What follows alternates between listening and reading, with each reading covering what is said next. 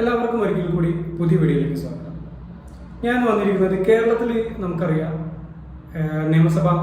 രണ്ട് നിയമസഭാ മണ്ഡലങ്ങളിലും വയനാട് ലോക്സഭാ മണ്ഡലത്തിലും ഉപതെരഞ്ഞെടുപ്പ് നടന്നുകൊണ്ടിരിക്കുകയാണ്. അപ്പോൾ ഇതിൻ്റെ ഭാഗമായിട്ട് എൻ്റെ ഭാഗത്തും ചെറിയൊരു അനാലിസിസും ചെറിയൊരു പ്രഡിക്ഷനും നടത്താൻ വേണ്ടിയിട്ടാണ്. ഞാൻ ഒരിക്കലും എൻ്റെതായ രീതിയിലുള്ള പ്രഡിക്ഷൻ അല്ല നടത്തുന്നത്. മറ്റുള്ള മുഖ്യധാര വാർത്താ മാധ്യമങ്ങളിലും സോഷ്യൽ മീഡിയയിലൊക്കെ വന്നിട്ടുള്ള മൊത്തത്തിലുള്ള ഒരു വിലയിരുത്തലുകളും അവരുടേതായിട്ടുള്ള രീതിയിൽ അവർ നടത്തിയ ചില ചെറിയ പ്രീപോൾ സർവേ കാര്യങ്ങളും ഒക്കെ ചെറിയ രീതിയിൽ വിലയിരുത്തലുകൾ നടത്തി എൻ്റെതായ രീതിയിലൊന്ന് ക്രോഡീകരിക്കുന്നു, അത്രേ ഉള്ളൂ. അല്ലാതെ ഞാൻ എൻ്റെ സ്വന്തം രീതിയിലുള്ള പ്രഡിക്ഷൻ അല്ല.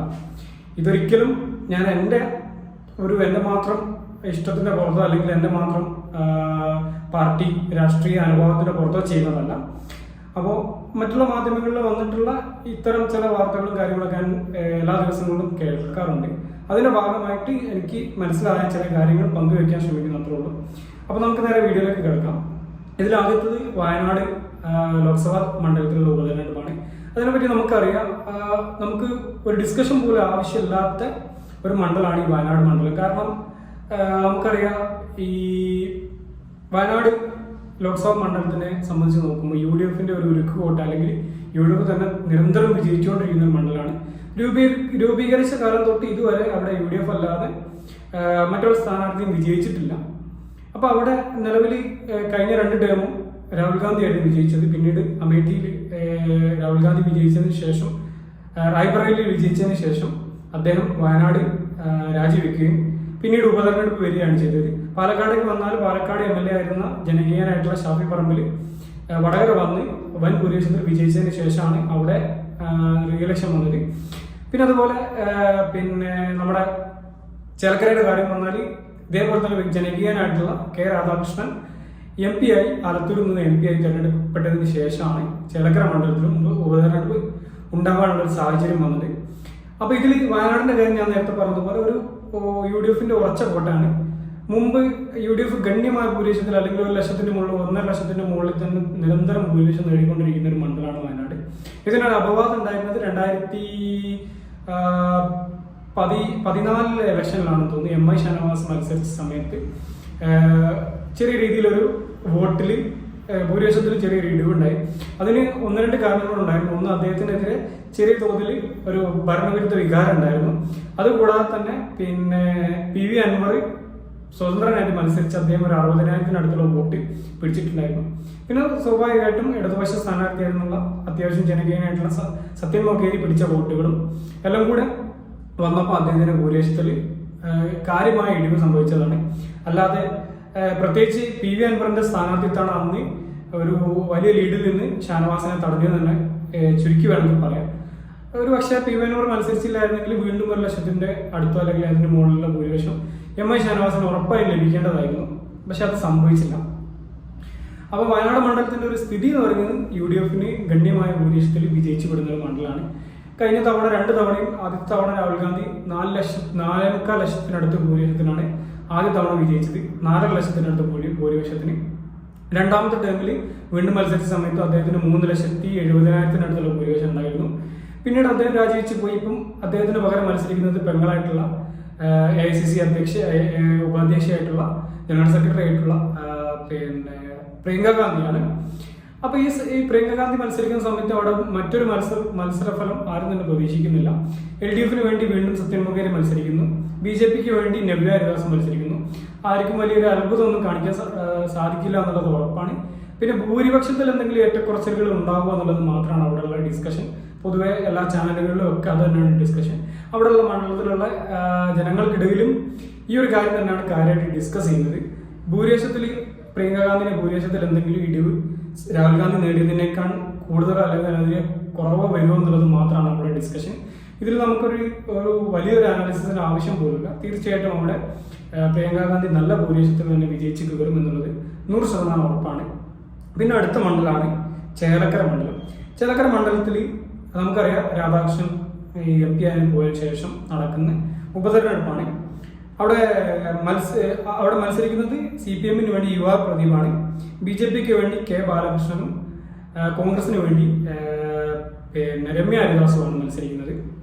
അപ്പോൾ നമുക്കറിയാം ചേലക്കര മണ്ഡലത്തിന്റെ ഒരു പൂർവ്വകാല ചരിത്രം നടക്കുന്നത്. ആദ്യത്തെ മണ്ഡല രൂപീകരണം കഴിഞ്ഞതിന് ശേഷം ആദ്യത്തെ കുറച്ച് തവണകൾ കോൺഗ്രസിന്റെ കൂടെയും, പിന്നീട് അതായത് തുടർച്ചയായിട്ട് കോൺഗ്രസ് തന്നെ വിജയിക്കും. പിന്നീട് ഇടക്കാലത്ത് ഒരു തവണ CPM ജയിച്ചു, പിന്നീട് വീണ്ടും കോൺഗ്രസ് വിജയിച്ചു. പിന്നെ രാധാകൃഷ്ണൻ വന്നതിന് ശേഷം തുടർച്ചയായിട്ട് അദ്ദേഹവും, അതിന്റെ ഇടയിൽ 2016 തോന്നുന്നു, 2016 UR പ്രദീപ് ഒരിക്കൽ അവിടെ നിന്ന് MLA ആയി. അപ്പോൾ പൊതുവെ മണ്ഡലത്തിന്റെ ഒരു ചരിത്രം നോക്കുമ്പോൾ ഇടതുപക്ഷത്തിന്, പ്രത്യേകിച്ച് ഈ അടുത്ത കാലത്തായിട്ട് ഇടതുപക്ഷത്തിന് ഗണ്യമായ ഭൂരിപക്ഷം, രാധാകൃഷ്ണന് ഗണ്യമായ ഭൂരിപക്ഷത്തിൽ വിജയിച്ചു കയറുന്ന മണ്ഡലമാണ് ഈ ചേലക്കര. രാധാകൃഷ്ണൻ അത്യാവശ്യം നല്ല രീതിയിൽ ജനകീയനായിട്ടുള്ള, CPM തന്നെ നല്ല സൗമ്യനായിട്ടുള്ള ഒരു നേതാവാണ്. മറ്റുള്ള നേതാക്കന്മാരെ പോലെ ധാർഷ്ട്യമോ കാര്യങ്ങളോ ഒന്നും ഇല്ലാത്ത സൗമ്യനായിട്ടുള്ള ഒരു നേതാവാണ്. അതിന് അദ്ദേഹത്തിന് ചേലക്കരക്കാർ നല്ല രീതിയിൽ സ്നേഹം തിരിച്ചു കൊടുക്കുന്നുണ്ട്. കഴിഞ്ഞ തവണ 40,000-അടുത്തുള്ള ഭൂരിപക്ഷത്തിലാണ് അദ്ദേഹം വിജയിച്ചു കയറിയത്. പക്ഷെ പിന്നീടുണ്ടായ ലോക്സഭാ ഇലക്ഷനുകളിലൊക്കെ ഒരു അത്ര ഗണ്യമായ ഭൂരിപക്ഷം, കഴിഞ്ഞ ലോക്സഭാ ഇലക്ഷനിൽ പിന്നെ രാധാകൃഷ്ണന് ലഭിച്ചത് ഏകദേശം 5,000-അടുത്തുള്ള 5,000 സംതിങ് മാത്രമാണ് ചേലക്കര മണ്ഡലത്തിൽ ഭൂരിപക്ഷം ഉണ്ടായിരുന്നത്. അതിനു മുമ്പ് രമ്യ ഹരിദാസ് വൻ ഭൂരിപക്ഷത്തിൽ വിജയിച്ച ആ ഒരു ഇലക്ഷനിൽ ഏകദേശം 1,58,000 വോട്ടിന് വിജയിച്ച ആ ഒരു ഇലക്ഷനിൽ 28,000-അടുത്ത് ഭൂരിപക്ഷം രമ്യ ഹരിദാസിനാണ് കൊടുത്തതും ഇതേ ചേലക്കരയാണ്. പക്ഷെ പൊതുവെ നോക്കുമ്പോൾ ഒരു ഇടതുപക്ഷ ചായവുള്ള ഒരു മണ്ഡലമാണ് ഈ ചേലക്കര. അവിടെയുള്ള പഞ്ചായത്തുകളിൽ ഭൂരിപക്ഷവും ഭരിക്കുന്നതും ഇടതുപക്ഷമാണ്. പിന്നെ അവിടുത്തെ ഒരു നിലവിലെ സ്ഥിതി എന്ന് പറഞ്ഞാൽ, നിലവിൽ അവിടെ മത്സരിക്കുന്നത് പ്രദീപാണ്. പ്രദീപ് പറഞ്ഞതുപോലെ അത്യാവശ്യം നല്ല രീതിയിൽ ജനകീയനായിട്ടുള്ള, വലിയ രീതിയിൽ മോശം പറയാനൊന്നുമില്ലാത്തൊരു സ്ഥാനാർത്ഥിയാണ്. ആർക്കും വലിയ നെഗറ്റീവ് പറയാനില്ലാത്തൊരു സ്ഥാനാർത്ഥിയാണ്. പിന്നെ അവിടുത്തെ ഒരു മൊത്തത്തിലുള്ളൊരു വിലയിരുത്തൽ എന്ന് പറയുന്നത്, അവിടെ പതിവിൽ നിന്ന് വിപരീതമായിട്ട് കോൺഗ്രസ് അല്ലെങ്കിൽ UDF വളരെ മുൻകൂട്ടി തന്നെ രമ്യ ഹരിദാസിനെ അവിടെ പ്ലേസ് ചെയ്തിരുന്നു. അദ്ദേഹം സ്ഥാനാർത്ഥിയെ പ്രഖ്യാപിച്ചില്ലെങ്കിലും കൂടെ അവർ നേരത്തെ തന്നെ അവിടെ കേന്ദ്രീകരിച്ച് പ്രവർത്തനം തുടങ്ങി. അതുകൂടാതെ തന്നെ KPCCയിലും മറ്റുള്ള കോൺഗ്രസിലുള്ള മറ്റുള്ള മുതിർന്ന നേതാക്കളും വളരെ നേരത്തെ കാലത്ത് തന്നെ അവിടെ വന്ന് പ്രവർത്തനം ആരംഭിച്ചു. അതിൻ്റെ ഒരു റിസൾട്ട് അവിടെയുള്ള മൊത്തത്തിലുള്ളൊരു ഗ്രൗണ്ടിലുള്ള റിപ്പോർട്ടുകളിൽ നിന്ന് മനസ്സിലാക്കാൻ കഴിയുന്നത് നല്ല രീതിയിലുള്ള മുന്നേറ്റം കോൺഗ്രസിന്റെ നേതൃത്വത്തിൽ UDFന് അവിടെ ഉണ്ടായിട്ടുണ്ട് എന്നുള്ളതാണ് മൊത്തത്തിലുള്ളൊരു ഗ്രൗണ്ട് റിയാലിറ്റി. അത് തന്നെയാണ് ഈ ഇലക്ഷനിൽ ചേലക്കര മണ്ഡലത്തിൽ ഒരു ടൈറ്റ് ആയിട്ടുള്ള ഫൈറ്റ് വരുന്നത് ചാനലുകൾ പിന്നെ റിപ്പോർട്ട് ചെയ്യാൻ കാരണം അവിടെ പറഞ്ഞതുപോലെ മുൻപുള്ള ഇലക്ഷനുകളിൽ വിപരീതമായിട്ട് UDFന്റെ സംവിധാനങ്ങളും കോൺഗ്രസിന്റെ സംവിധാനങ്ങളൊക്കെ നല്ല രീതിയിൽ പ്രവർത്തിക്കുന്നുണ്ട്. രണ്ടാമത്തെ കാര്യം, ഈ രമ്യ ഹരിദാസ് അവിടുത്തെ MP എന്നുള്ള നിലയിൽ ഒരു പ്രത്യേകിച്ച് പരിചയപ്പെടുത്തേണ്ട ഒരു ആളല്ല എന്നുള്ളതും വലിയൊരു പോസിറ്റീവായിട്ടുള്ള ഘടകമാണ്. പിന്നെ പൊതുവെ പറഞ്ഞ് കേൾക്കുന്ന മറ്റൊരു കാര്യം, കഴിഞ്ഞ തവണ കോൺഗ്രസിലെ 2 പേര് മാത്രമാണ് തോറ്റിയത്. അതിൽ തൃശ്ശൂർ മുരളീധരനും രമ്യ ഹരിദാസാണ്. ഇതിൽ രമ്യ ഹരിദാസിന്റെ തോൽവിയിൽ ഒരു ചെറിയ രീതിയിലുള്ള ഒരു സിമ്പതി അവർക്ക് പിടിച്ചു പറ്റാൻ സാധിക്കുന്നുണ്ട് എന്നുള്ളതും അവിടെ നിന്നൊരു ഗ്രൗണ്ട് റിയാലിറ്റിയാണ്. അപ്പൊ മൊത്തത്തിൽ പറയുകയാണെങ്കിൽ, പിന്നെ CPMന്റെ ആമറുള്ള CPMന് പൊതുവേ നല്ല വേരോട്ടുള്ള മണ്ഡലമാണ്.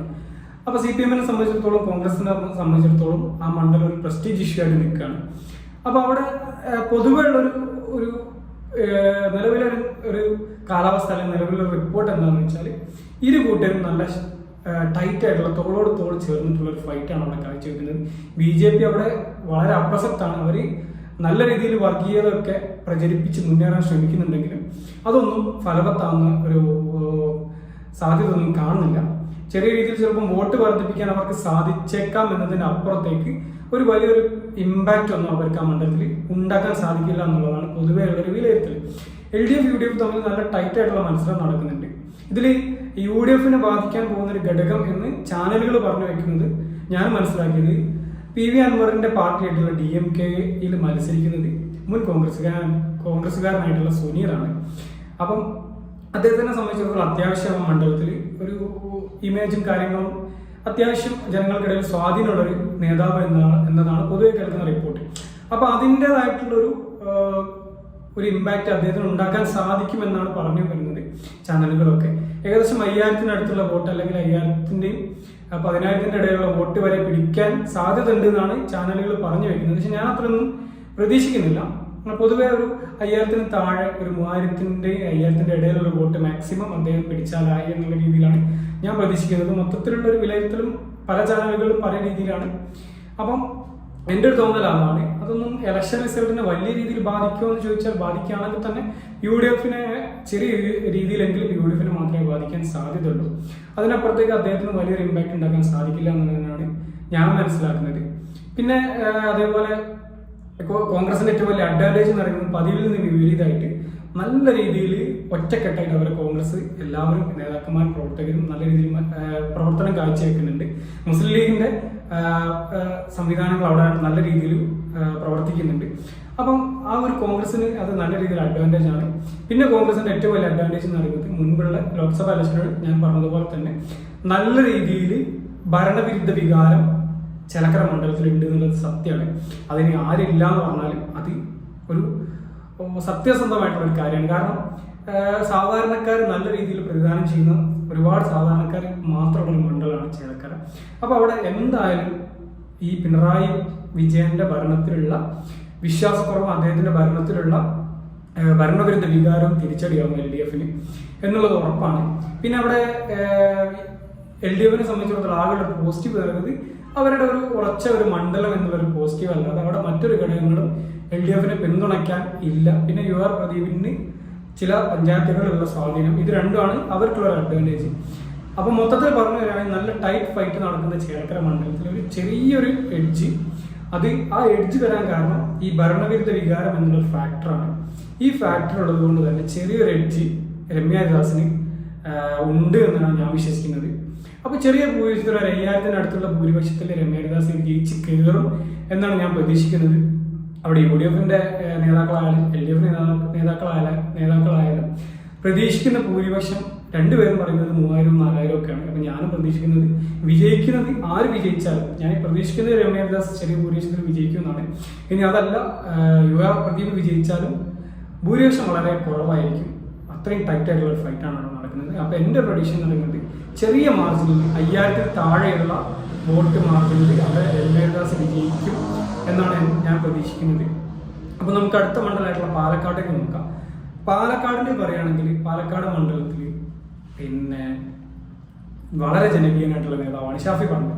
അപ്പൊ ഷാഫി പറമ്പിലിന് പിൻഗാമിയായിട്ട് അവിടെ പാലക്കാട് നിന്നുള്ള സ്ഥാനാർത്ഥി വരണമെന്ന് അവിടെയുള്ള DCC അടക്കമുള്ള കോൺഗ്രസ് നേതാക്കളും ആളുകളൊക്കെ AICC അറിയിച്ചു.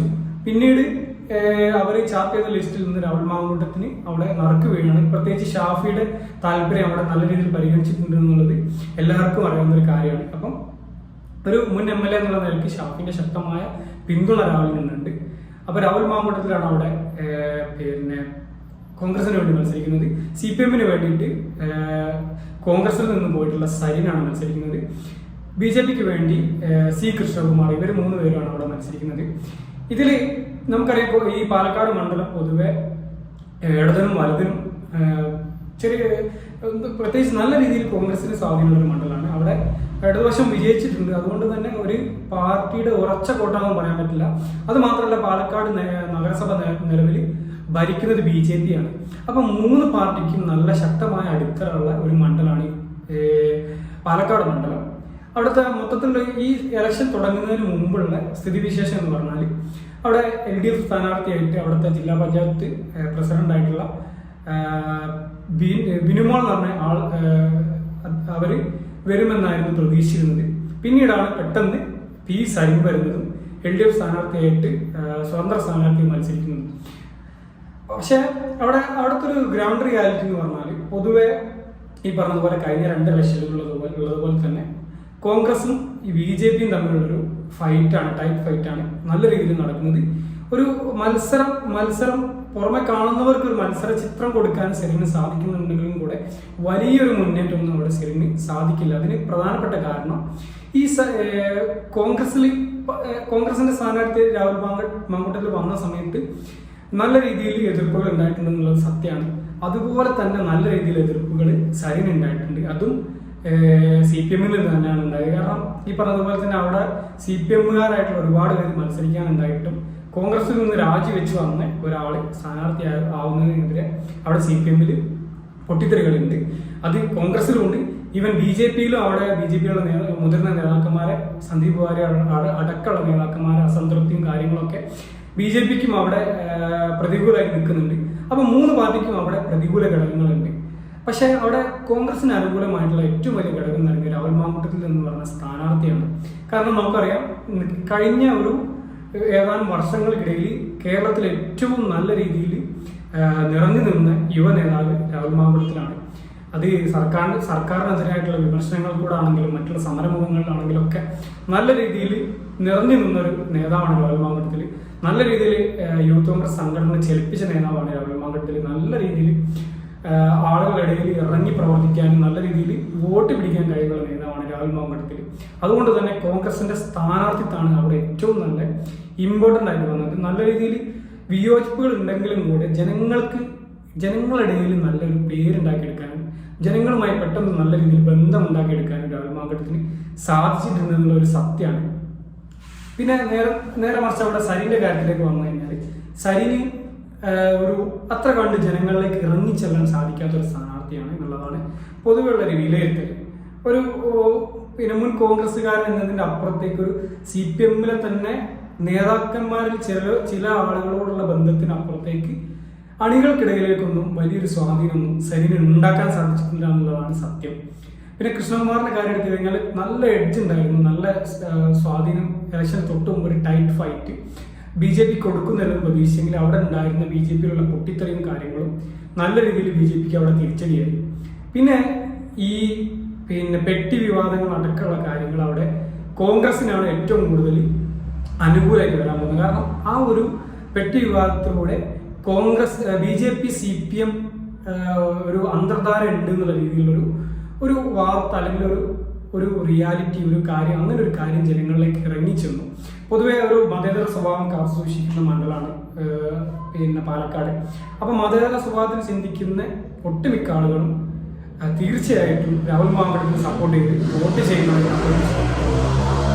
നല്ല രീതിയിൽ വോട്ടൊന്നും പിടിക്കാൻ സരിന് സാധിക്കില്ല. ഒരു പക്ഷേ കുറഞ്ഞ വോട്ടുകളൊക്കെ കോൺഗ്രസിൽ നിന്ന് പിടിക്കാൻ ഒരു പക്ഷേ സരിന് സാധിച്ചേക്കാം. പക്ഷെ അതിന്റെ അപ്പുറത്തേക്ക് CPM-ന് സ്ഥിരമായി കിട്ടിക്കൊണ്ടിരുന്ന വോട്ടുകളിൽ നല്ലൊരു പങ്ക് രാഹുൽ മാങ്കൂട്ടത്തിന് പോകും. അത് മാത്രമല്ല BJP വിജയിക്കരുത് എന്ന് ആഗ്രഹിക്കുന്ന വോട്ടുകൾ നല്ല രീതിയിൽ രാഹുൽ മാങ്കൂട്ടത്തിന് പോകുന്നുള്ളത് 100% ഉറപ്പാണ്. കാരണം ഈ സരിനെയും രാഹുൽ മാങ്കൂട്ടത്തിനെയും രണ്ടുപേരെയും കമ്പയർ ചെയ്യുന്ന സമയത്ത് നല്ല സ്ഥാനാർത്ഥി രാഹുൽ ആയതുകൊണ്ട് തന്നെ ആ ഒരു ഫാക്ട് രാഹുലിന് അനുകൂലമാവും. അപ്പൊ ഞാൻ പ്രതീക്ഷിക്കുന്നത് ഒരു കംഫർട്ടബിൾ ആയിട്ടുള്ള മെജോറിറ്റി 10,000-ന് മുകളിലുള്ള വോട്ടിന്റെ ഭൂരിപക്ഷത്തിൽ രാഹുൽ മാങ്കൂട്ടത്തിൽ അവിടെ വിജയിച്ച് കയറുന്നതാണ് ഞാൻ പ്രതീക്ഷിക്കുന്നത്. ഞാൻ നേരത്തെ പറഞ്ഞതുപോലെ ചാനലുകളിലൊക്കെ വന്നിട്ടുള്ള പൊതുവെയുള്ള വിലയിരുത്തൽ വലിയ തോതിലൊന്നും രാഹുലിന് ഒരു ഭീഷണിയാവാൻ മറ്റുള്ള സ്ഥാനാർത്ഥികൾക്ക് കഴിഞ്ഞിട്ടില്ല എന്നുള്ളതാണ് അവിടെ നിന്നുള്ളൊരു പൊതുവെയുള്ള ഒരു വിലയിരുത്തൽ. അതുകൊണ്ട് തന്നെ രാഹുൽ മാങ്കൂട്ടത്തിൽ നല്ല കംഫർട്ടബിൾ ആയിട്ടുള്ള മെജോറിറ്റിയിൽ വിജയിച്ച് കയറും എന്ന് തന്നെയാണ് ഞാൻ പ്രതീക്ഷിക്കുന്നത്. അപ്പൊ എൻ്റെ ഒരു അവലോകനം നൽകുന്നത്, മൊത്തത്തിലുള്ള ഒരു അവലോകനം നൽകുന്നത്, വയനാട് തീർച്ചയായും നല്ല ഭൂരിപക്ഷത്തിൽ തന്നെ ഗംഭീര ഭൂരിപക്ഷത്തിൽ പ്രിയങ്ക ഗാന്ധി വിജയിക്കും. പാലക്കാടും നല്ല ഭൂരിപക്ഷത്തിൽ രാഹുൽ മാങ്കൂട്ടത്തിൽ വിജയിക്കും. പിന്നെ ചേലക്കരയിൽ നല്ല ടൈറ്റ് ഫൈറ്റ് ഉണ്ടാകുമെങ്കിലും കൂടെ ചെറിയൊരു ഭൂരിപക്ഷത്തിൽ 5,000-ന് താഴെയുള്ള ഭൂരിപക്ഷത്തിൽ രമ്യദാസ് വിജയിക്കും എന്നാണ് ഞാൻ പ്രതീക്ഷിക്കുന്നത്. അപ്പോൾ വീണ്ടും അടുത്ത വീഡിയോയിൽ കാണാൻ ശ്രമിക്കാം. Thank you for watching. Have A nice day.